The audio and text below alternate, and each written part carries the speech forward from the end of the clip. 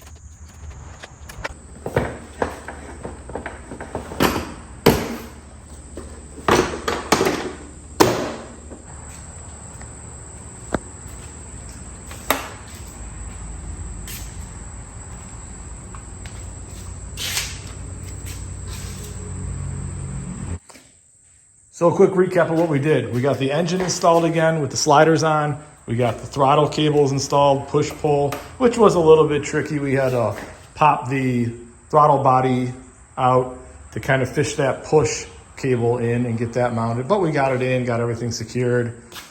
We got the air filter on, we got the airbox on. We got all that buttoned up inside there. We got the tank on, got the seat on. We got the seat lock figured out. This whole mechanism was completely jacked up. The backer plate that holds everything together and secure was all bent, so I couldn't use the key to unlock the seat. So I had to take all that apart and bend it back into shape, get that back in, and that's all good to go. Tank's on, fired back up, sounding absolutely insane without that muffler.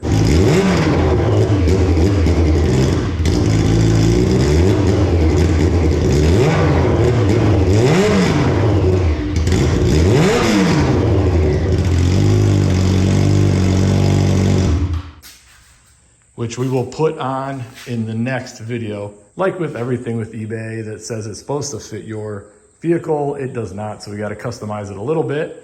You can see it up there on the workbench. We got to cut some of that off and get it to fit. And that's going to be just about a wrap for this video. In the next video, we're going to get the exhaust sorted out, get the headers all polished up, get all that put back on, and see how it finally sounds with that cheap eBay exhaust.